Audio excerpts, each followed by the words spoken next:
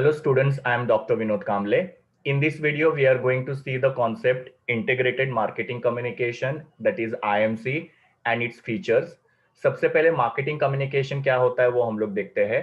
Marketing communication मतलब कोई भी मार्केटर या कोई भी एडवर्टाइजर जब अपने प्रोडक्ट के बारे में कस्टमर्स को कम्युनिकेट करते हैं, मतलब कस्टमर्स को वो अपने प्रोडक्ट के बारे में इन्फॉर्म करते हैं, तो उसको मार्केटिंग कम्युनिकेशन बोलते हैं। बिकॉज कोई भी मार्केटर जब प्रोडक्ट को डेवलप करता है तो उसके बारे में कस्टमर्स को इन्फॉर्म करना जरूरी होता है। Because unless and until customers को प्रोडक्ट के बारे में अवेयरनेस हो या वो प्रोडक्ट के बारे में उनको इन्फॉर्मेशन हो, कस्टमर वो प्रोडक्ट को परचेस करेंगे नहीं।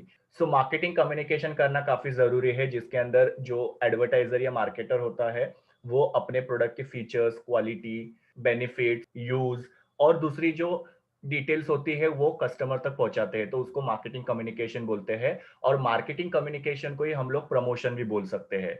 बिकॉज प्रमोशन में भी क्या होता है कि मार्केटर जो होता है या एडवर्टाइजर जो होता है वो अपने प्रोडक्ट के बारे में कस्टमर्स को कम्युनिकेट करते हैं। सो मार्केटिंग कम्युनिकेशन या प्रमोशन दोनों टर्म का मतलब सेम ही होता है, जहां पे मार्केटर और एडवर्टाइजर जो है वो अपने प्रोडक्ट के बारे में कस्टमर्स को इन्फॉर्म करते हैं ताकि कस्टमर्स के बीच में वो प्रोडक्ट के बारे में अवेयरनेस क्रिएट हो। नाउ इंटीग्रेटेड मार्केटिंग का मतलब क्या होता है, तो इंटीग्रेटेड वर्ड मतलब क्या होता है, मिक्सचर, या इंटीग्रेटेड का मतलब क्या होता है, कॉम्बिनेशन। सो जहां पे हम लोग मार्केटिंग कम्युनिकेशन का कॉम्बिनेशन करते हैं और कस्टमर को अपने प्रोडक्ट के बारे में इन्फॉर्म करते हैं, तो उसको यहाँ पे इंटीग्रेटेड मार्केटिंग कम्युनिकेशन बोल सकते हैं। सो आईएमसी का मतलब क्या होता है कि जो भी प्रमोशनल टूल्स है उनको इंटीग्रेट करना।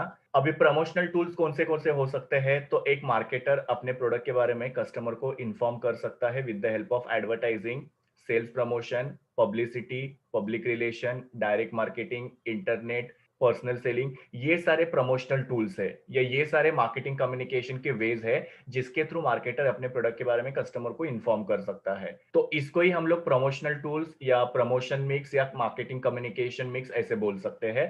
तो जब भी मार्केटर ये सब जो प्रमोशनल टूल्स है इनको इंटीग्रेट करते हैं या कंबाइन करते हैं या मिक्स करते हैं, तो उसको इंटीग्रेटेड मार्केटिंग कम्युनिकेशन बोला जाता है। और इसके पीछे का पर्पस ये होता है कि जो सेलिंग है वो इंक्रीज हो जाए और मैक्सिमम कॉस्ट इफेक्टिवनेस जो है वो मार्केटर अचीव कर पाए। मैक्सिमम कॉस्ट इफेक्टिवनेस का मतलब क्या होता है कि मिनिमम कॉस्ट जो है वो मार्केटर को इनकर हो। तो जैसे हम लोग यहाँ पे एक एग्जांपल देखते हैं कि सपोज एक पर्टिकुलर मार्केटर है या एडवर्टाइजर है जो अपने प्रोडक्ट के बारे में लोगों को इन्फॉर्म करना चाहते हैं, तो वो सिर्फ एडवर्टाइजिंग के थ्रू अपने प्रोडक्ट के बारे में कस्टमर्स को इन्फॉर्म नहीं करेंगे, तो एडवर्टाइजिंग के साथ साथ वो थोड़ा सेल्स प्रमोशन भी कर सकते हैं, थोड़ा सा इंटरनेट का यूज भी कर सकते हैं। तो उन्होंने क्या किया, एडवर्टाइजिंग, सेल्स प्रमोशन और इंटरनेट इसको इंटीग्रेट किया या इसको कंबाइन किया।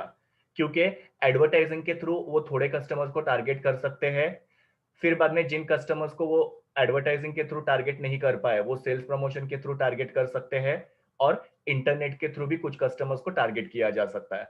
तो इस तरीके से तीन प्रमोशनल टूल्स या मार्केटिंग कम्युनिकेशन मिक्स को कंबाइन करने की वजह से मार्केटर जो है वो मैक्सिमम लोगों को टारगेट कर पाते हैं, जिसकी वजह से कंपनी का सेल जो होता है वो इंक्रीज होने में हेल्प होता है। या सपोज दूसरा मार्केटर है या एडवर्टाइजर है जिन्होंने थोड़ा सा एडवर्टाइजिंग किया, थोड़ा सा पर्सनल सेलिंग किया, और इसके थ्रू इन्होंने मार्केटिंग कम्युनिकेशन करके अपने प्रोडक्ट के बारे में कस्टमर्स को इन्फॉर्म किया।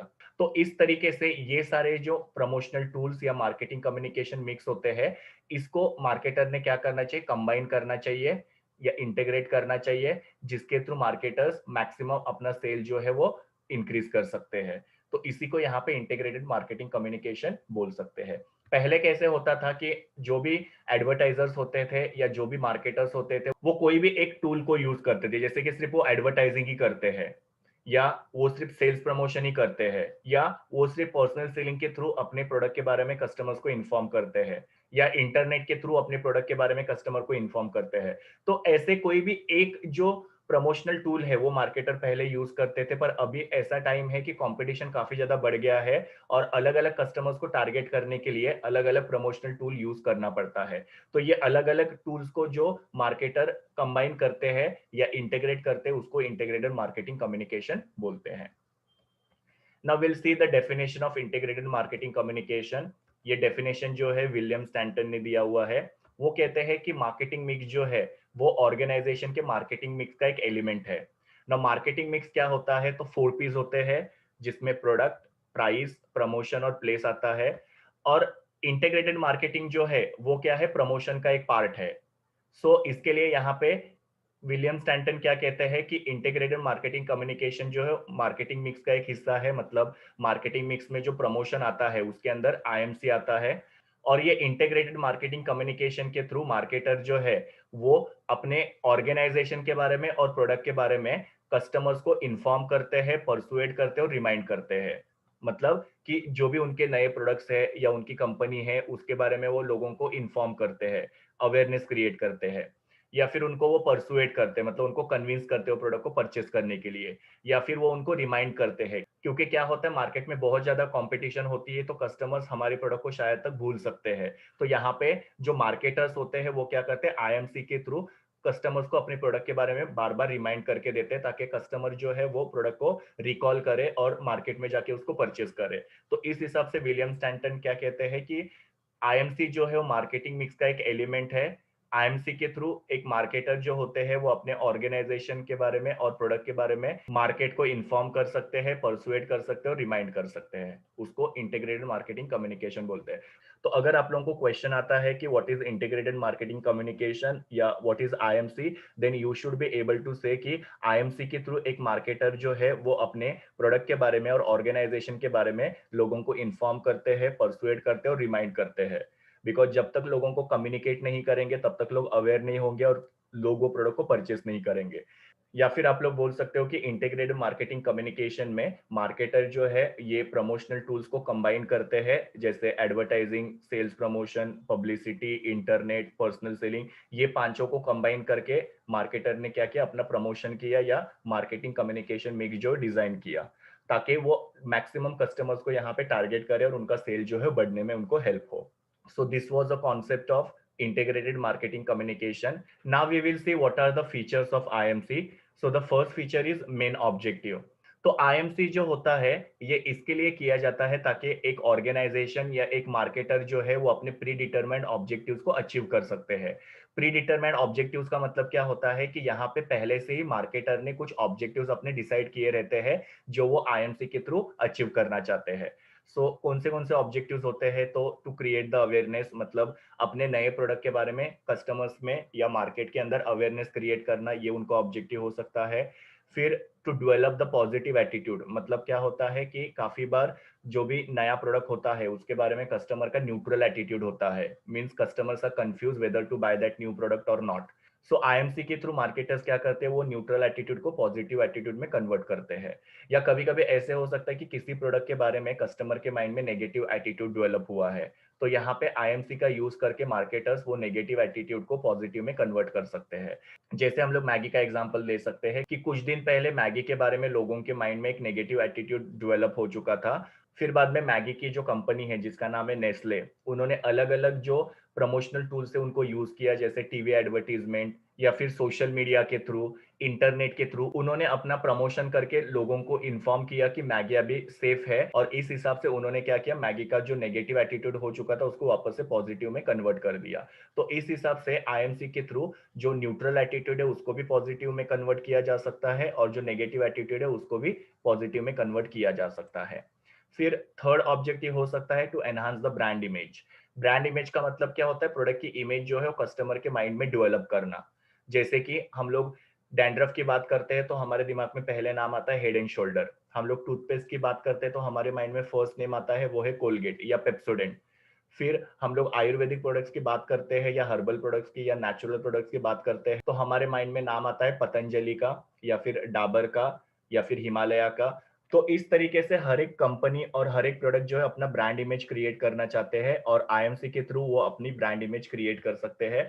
ब्रांड इमेज क्रिएट करने की वजह से क्या होता है कि कस्टमर्स वो ब्रांड को याद रखते हैं और वो ब्रांड को परचेज करते हैं, जिसकी वजह से कंपनी का सेल बढ़ता है। तो हर एक कंपनी यहाँ पे ब्रांड इमेज क्रिएट करने की कोशिश करती है with the help of IMC.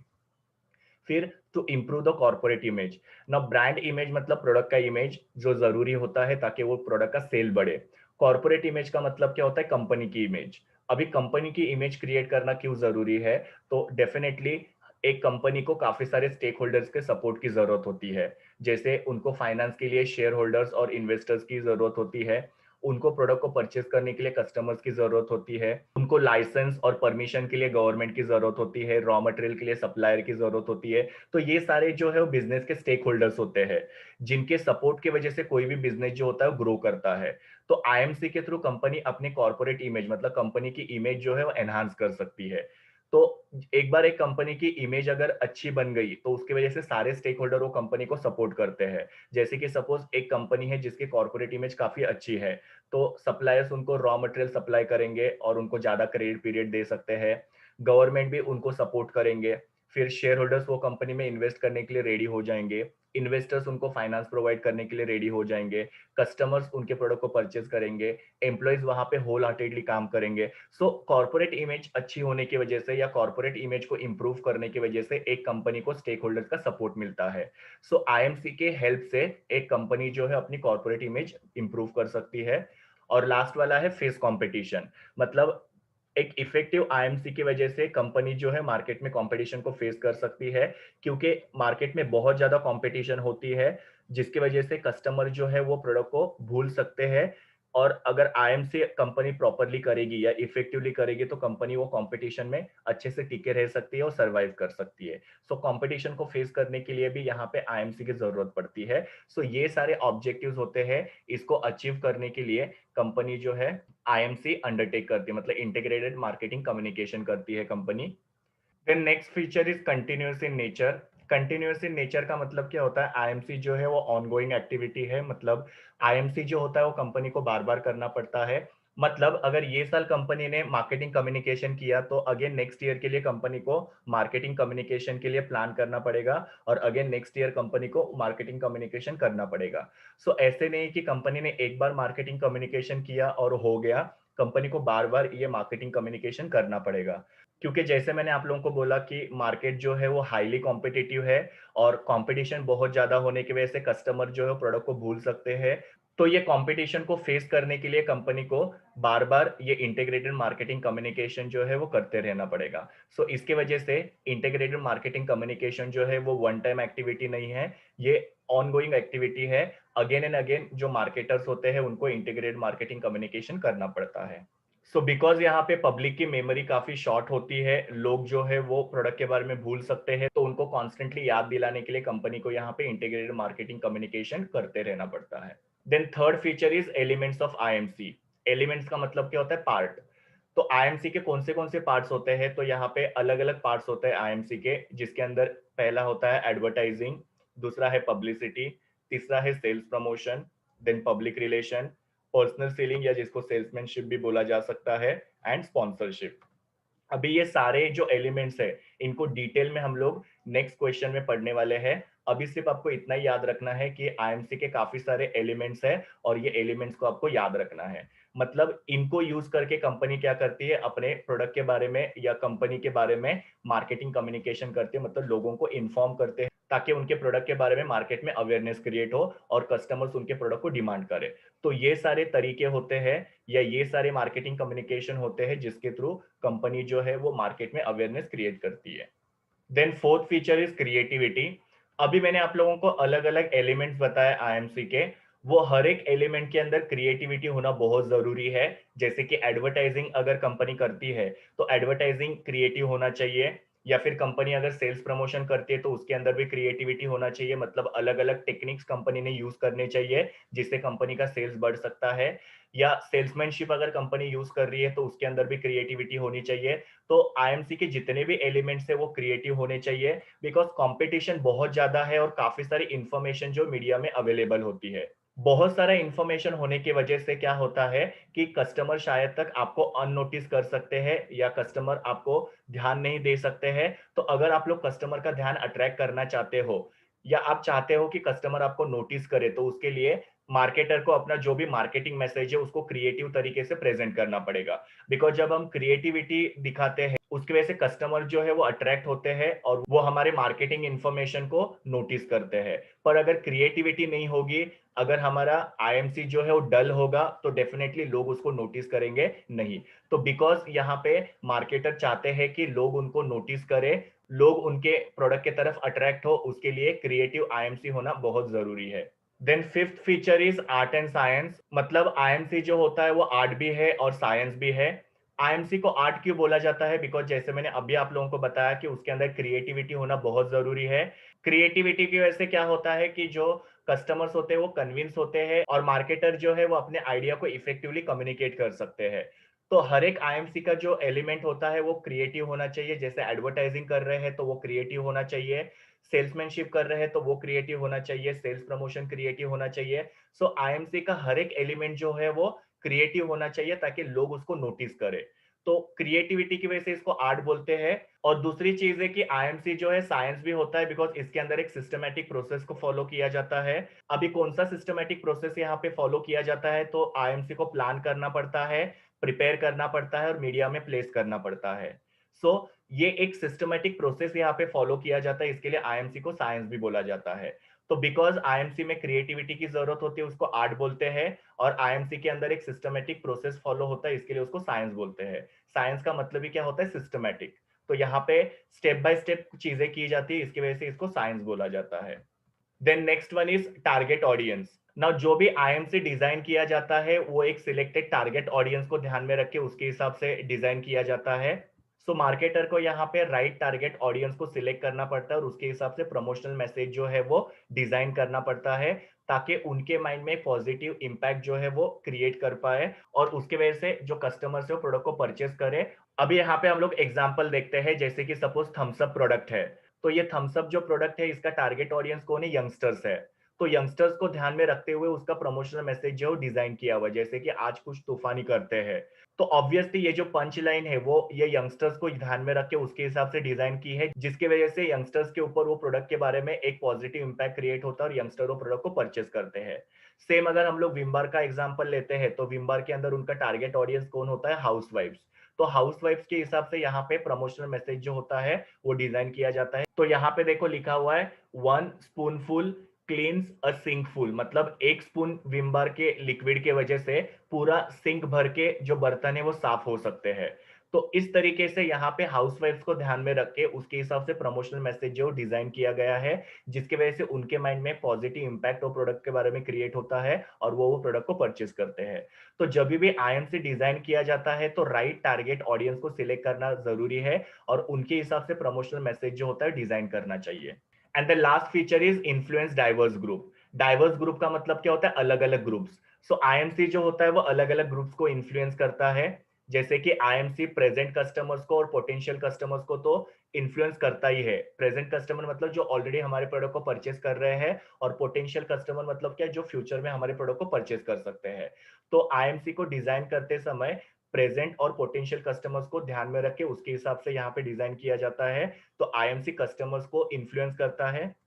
उसी के साथ साथ दूसरे भी कुछ ग्रुप्स होते हैं उनको ध्यान में रख के आईएमसी को डिजाइन करना चाहिए। अब ये दूसरे कौन से ग्रुप्स होते हैं? तो जैसे इंटरमीडियरीज हो सकते हैं। इंटरमीडियरी मतलब होलसेलर या रिटेलर जो होते हैं, उनको ध्यान में रख के उसके हिसाब से आईएमसी को डिजाइन करना चाहिए। फिर बाद में एम्प्लॉयज को ध्यान में रख के उसके हिसाब से आईएमसी को डिजाइन करना चाहिए। शेयर होल्डर्स को ध्यान में रख के उसके हिसाब से आईएमसी को डिजाइन करना चाहिए। फिर सोसाइटी को ध्यान में रख के उसके हिसाब से आईएमसी को डिजाइन करना चाहिए। मतलब आईएमसी जो है उसका परिणाम सबके ऊपर होता है।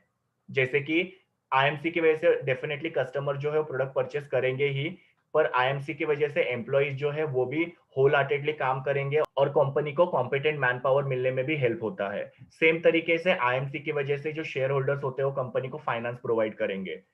आईएमसी की वजह से जो होलसेलर्स होते हैं, रिटेलर्स होते हैं, वो कंपनी के प्रोडक्ट को मार्केट में पुश करेंगे या कस्टमर्स को रिकमेंड करेंगे। और आईएमसी की वजह से जो सोसाइटी होती है वो कंपनी को सपोर्ट करती है। तो एक कंपनी को सोसाइटी के सपोर्ट की भी जरूरत रहती है। तो इस तरीके से आईएमसी जो होता है वो सिर्फ कस्टमर्स को ही नहीं, तो बहुत सारे जो दूसरे ग्रुप्स होते हैं उनको इन्फ्लुएंस करते हैं, और वो दूसरे ग्रुप जो है वो कंपनी को सपोर्ट करते हैं। So this was all about features of integrated marketing communication. Thank you, students. Please do like, share, comment, and subscribe to my YouTube channel, and also recommend my channel to your friends. We will meet in the next video.